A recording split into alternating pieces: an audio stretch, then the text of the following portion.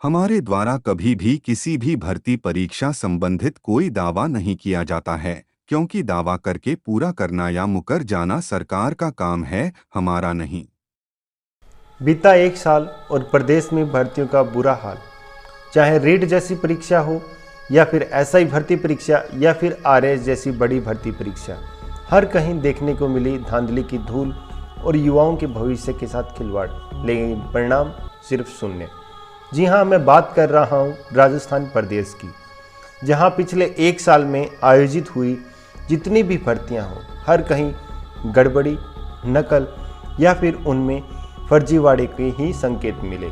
युवाओं के भविष्य और सपनों के साथ खिलवाड़ देखने को मिला। सवाल महज एक, आखिर जिम्मेदार कौन? क्या वो युवा जिम्मेदार जो काफ़ी लंबे समय से तैयारी कर रहा था एक सरकारी नौकरी पाने की आस में? क्यों आखिर सरकार नहीं बना पा रही कोई ठोस कानून, कोई ठोस नियम जिसके चलते नकल पर नकेल लगाने का काम किया जा सके?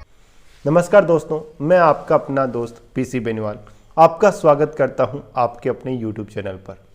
जी हां, मैं बात कर रहा हूं राजस्थान प्रदेश में बीते एक साल में हुए विभिन्न भर्ती परीक्षाओं में फर्जीवाड़े पर। आखिर सरकार का क्या रुख है? आखिर सरकार इस मुद्दे को लेकर कितनी संवेदनशील है? ऐसे में जब 5 से 7 दिनों पहले सरकार एक आदेश जारी कर ये बताती है कि 3 साल से अब 7 साल की सजा का प्रावधान लेकर के आ रही है और भर्ती परीक्षाओं में नकल और गड़बड़ी करने वालों के खिलाफ ठोस कानून लेकर के आ रही है, तो आखिर ये जो कानून वो पटवार भर्ती परीक्षा, स्टेनोग्राफर भर्ती परीक्षा और आरएस भर्ती परीक्षा से पहले क्यों नहीं? ऐसे में जब लगभग 25 लाख युवा इसी महापरीक्षा देने वाले हैं, तो इस परीक्षा से पहले ये नियम क्यों नहीं लाए जा सकते? आखिर युवा जो काफ़ी लंबे समय से तैयारी कर रहा है, कहीं ना कहीं उसके मन में भी ये भय व्याप्त है कि मैं तैयारी तो अवश्य कर रहा हूँ, लेकिन क्या मेरी भर्ती भी नकल के भेंट चढ़ जाएगी? रीट भर्ती परीक्षा, एसआई भर्ती परीक्षा में आप देख चुके हैं, युवाओं ने मेहनत की लेकिन हाथ लगी तो सिर्फ हताशा। क्या ऐसा ही पटवार भर्ती परीक्षा में भी होने वाला है? बड़ा सवालिया निशान खड़ा करता है सरकार की सोच और मानसिकता पर। आखिर सरकार ने क्या सीख ली बीती रीट भर्ती, एसआई भर्ती परीक्षा से? क्या सरकार को ये जो ठोस कदम जो सरकार निर्णय लेने जा रही थी इन भर्तियों से पहले नहीं लेना चाहिए था? अगर ये पहले निर्णय ले लिया जाता है तो इस भर्ती परीक्षाओं को नकल गिरोह, इसके अलावा गड़बड़ियों से बचाया जा सकता है। सरकार को आवश्यकता है ठोस से ठोस कानून बनाने की, ताकि इस प्रकार के गिरोह को रोका जा सके। लेकिन सरकार देर क्यों कर रही है? कहीं नेताओं की या फिर सरकार के खुद के लोगों की संलिप्तता तो इसमें नहीं? आखिर इसमें देरी का क्या कारण है? जब एक ये कहिए बेरोजगारों का मेला, ये 2021 को मान लीजिए आप, 2021 में काफ़ी बड़ी बड़ी भर्तियां आयोजित हो रही है और हुई भी है, लेकिन सभी भर्तियों में एक ही अंदेशा, नकल का, फर्जीवाड़े का। लेकिन सरकार का परिणाम शून्य। एसआई भर्ती परीक्षा में बड़ी संख्या में फर्जीवाड़ा हुआ, डमी कैंडिडेट से लेकर के इलेक्ट्रॉनिक डिवाइस तक। रीट भर्ती परीक्षा में भी, चाहे मैं 6 लाख की चप्पल का जिक्र करूं, डमी कैंडिडेट्स का बात करूं या फिर पेपर टाइम से पहले आउट होने की बात करूं, लेकिन सरकार का रुख शून्य। युवाओं के लिए जो सरकार स्वयं को सदैव संवेदनशील बताते हुए आगे बढ़ती आई है, आज कहीं ना कहीं संवेदनशील से संवेदनहीन के मध्य फर्क बहुत कम नजर आ रहा है। ऐसे में जब सरकार खुद की छवि को सुधारने का प्रयास कर सकती थी, लेकिन एक बार फिर नकल गिरोह को मौका दिया है कि आइए एक बार फिर पटवार, स्टेनोग्राफर और आरएस जैसी भर्ती परीक्षा में भी आप अपनी किस्मत आजमा लीजिए, आप अपने अभ्यर्थियों को लगवा लीजिए।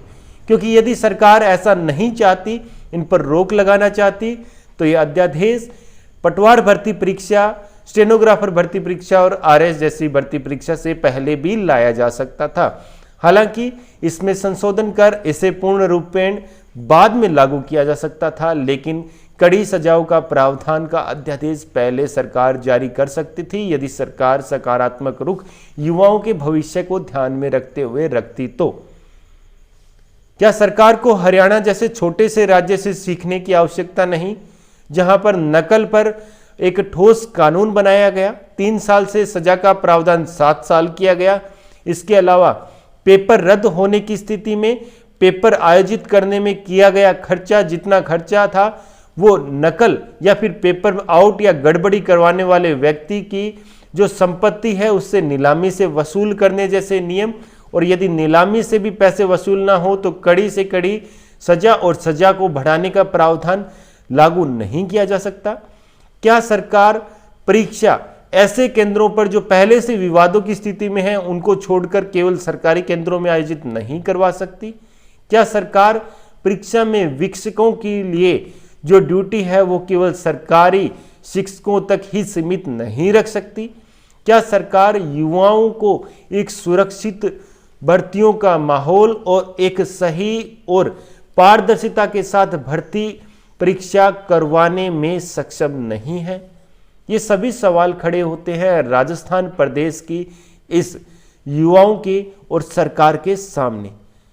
सरकार को इस विषय पर गहनता से विचार की आवश्यकता है, क्योंकि ये 1-2 नहीं लाखों युवाओं बेरोजगारों के भविष्य का सवाल है। आज नहीं तो 1.5 से 2 साल बाद चुनाव में फिर से आपके सामने यही सवाल आएंगे और आपको इनका सामना करना पड़ेगा। देर सवेर अभी भी पटवार भर्ती परीक्षा से पहले सरकार चाहे तो अध्यादेश लागू कर सकती है, ऐसे लोगों पर नकेल लगा सकती है और इन भर्ती परीक्षाओं को नकल से जो भर्ती परीक्षा बार बार बदनाम होती आई है उन्हें रोक सकती है। पारदर्शिता के साथ यदि सरकार चाहे तो भर्ती पूर्ण करवा सकती है। आइए हम सब मिलकर के सोशल मीडिया पर विभिन्न माध्यमों तक ये आवाज पहुंचाएं कि अब राजस्थान में जो भी भर्ती परीक्षा हो पूर्ण पारदर्शिता के साथ हो, और पारदर्शिता वो नहीं जो सरकार कहे, पारदर्शिता वो जो युवा चाहे। क्या बायोमेट्रिक जैसी व्यवस्था नहीं की जा सकती? एक छोटी सी व्यवस्था जो सरकार आसानी से कर सकती थी। काफी सारे सुझाव के बाद भी किसी भी भर्ती परीक्षा में सरकार क्यों लागू नहीं कर रही? सरकार को इन सवालिया जो निशान खड़े होते हैं हर एक भर्ती पे इनका जवाब देना होगा। आज नहीं तो कल अवश्य देना पड़ेगा। सरकार इन सवालों से ज्यादा लंबे समय तक बच नहीं पाएगी। धन्यवाद दोस्तों, मैं आपका दोस्त पीसी बेनीवाल। इसके अलावा हम समय समय पर आपके लिए सही और वाजिब जो आपकी आवाज़ है वो चैनल के माध्यम से उठाते रहेंगे। आज ही ज्वाइन कीजिए हमारा टेलीग्राम चैनल, जिस पर आपको विभिन्न शिक्षा जगत से जुड़ी तमाम खबरें मिलती हैं। इसके अलावा आप हमसे कोई भी सवाल कमेंट बॉक्स में या फिर हमारे सोशल मीडिया पर पूछ सकते हैं। फिर मिलते हैं एक और सही सटीक जानकारी के साथ। जय हिंद, जय भारत, वंदे मातरम।